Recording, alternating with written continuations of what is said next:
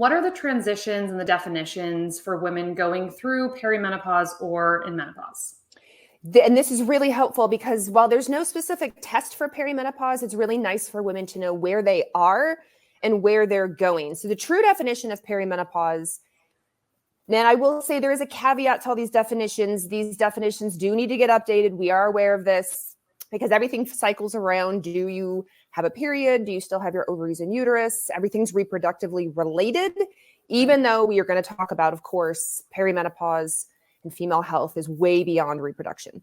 So the definition of perimenopause is the 6 to 10 year transitional period that usually starts late 30s into maybe the early 50s. And this is where the cycles start to change, the symptoms start to change, and your lab work maybe is starting to change. And this is that reverse puberty part. This is perimenopause. So you went from hopefully, ideally, regular cycles, the reproductive stage, they called it. And then we're backing out of that into perimenopause.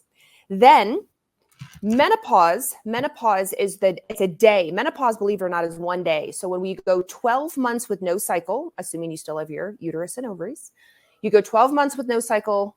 On the day you hit the 12th month, you're considered menopause. Now, I don't know why we don't get crowns or awards or a trip or something. Like, we need to be celebrated. This is a big deal. And then after that, we are considered postmenopausal. So postmenopausal is from the day we're like 13 months, no cycle for the rest of our life. Therefore, it could be, depending on your lifespan, of 20 years, 30 years, 40 years, 50 years. I mean, it really kind of depends. So we're going to be in this state for a really long time. Now, there is surgical menopause. Surgical menopause is when you immediately go into menopause because you've had your ovaries removed. At least your ovaries have been removed. And this can happen at any age, 25, 35, 40, whenever you had surgery, it could happen. Mm-hmm. And it's specifically around the ovaries.